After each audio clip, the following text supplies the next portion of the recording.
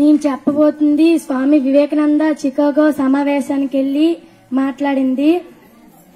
My dear sisters and brothers of America, వివిధ దేశాల మతాల ప్రతినిధుల ఆధ్యాత్మిక భావజాల కెరటాలకు వేదికనిచ్చిన ఓ చికాగో నగరమా, నీకు నా ప్రథమ నమస్కారము.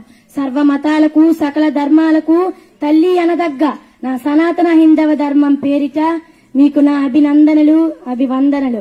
నా దేశం పవిత్ర భూమి, పుణ్యభూమి, కర్మభూమి, ధర్మభూమి, భారత భూమి.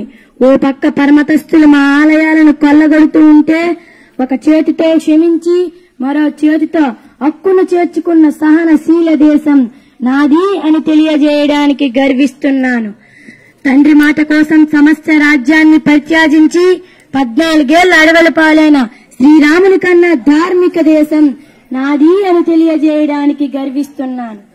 సత్యవాక్కు కట్టుబడి కాటి కాపరిగా మారిన పశ్చాత్తాపం చెందని చక్రవర్తి ఏలిన సౌశీల్య దేశం నాది అని తెలియజేయడానికి గర్విస్తున్నాను. నా దేశం గురించి, నా హైందవ ధర్మం గురించి ఏమని చెప్పను, ఎంతని చెప్పను. యోగా మాది, ధ్యానం మాది, చదరంగం మాది, మార్షల్ ఆర్ట్స్ అనబడే యుద్ధ కళలు మావి. ప్రపంచానికి 0 అనే అంకెనందించి నవశకానికి నాంది పలికిన ఘనత కూడా మాదే.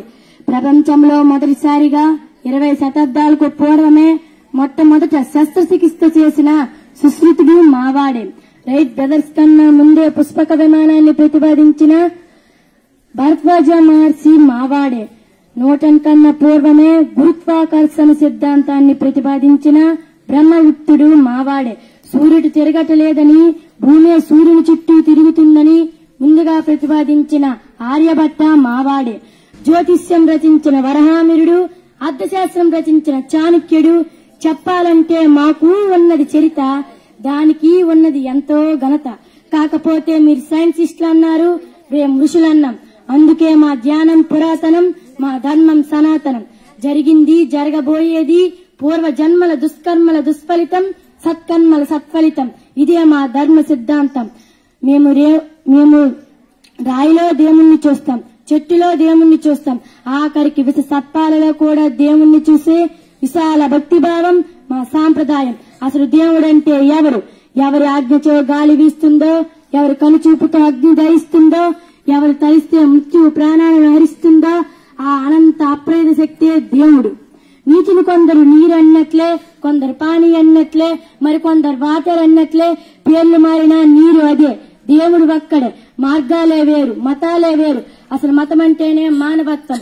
వృక్షశాస్త్రం గురించి తెలియాలంటే వృక్షాన్ని గురించి చదివినట్లు, మతాన్ని గురించి తెలియాలంటే మానవత్వాన్ని చదువు.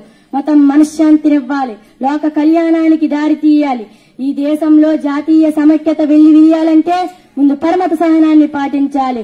ఓ మహా ప్రబోధకులారా, విశ్వ మానవ మతం అనే ప్రతిపాదనకై ఆలోచించండి, యోచన చేయండి. అది దేశ దేశాలకు అతీతమై, కాలకాలాలకు అతీతమై, ఒక బౌద్ధ మతంగా కాక, ఒక క్రైస్తవ మతంగా కాక, ఒక ఇస్లాం మతంగా కాక, ఒక హైందవ మతంగా కాక, సర్వ మతాల సారాన్ని ఇముడ్చుకొని ఏకైక మానవ మతంగా అభివృద్ధించాలి.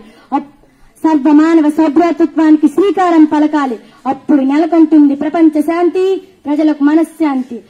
ఓ మహా ప్రబోధకులారా, ఈ సర్వమత మహాసభ సాకారమై ఘన విజయమై ఏదో ఒక కాలాన, ఏదో ఒక రోజున సహకారం, కారుణ్యం, ఆత్మీయత, ఐక్యత, శాంతి మా పంచభూతాల వంటి 12 కమాండ్మెంట్స్ ని అన్ని మతాల పతాకాలపై సువర్ణాక్షరాలతో లిఖించే రోజు వస్తుందని మా గురుదేవులు రామకృష్ణుల వారిని స్మరిస్తూ ఉత్తిష్టత, జాగ్రత్త, ప్రాప్యవరణ, నిబద్ధత.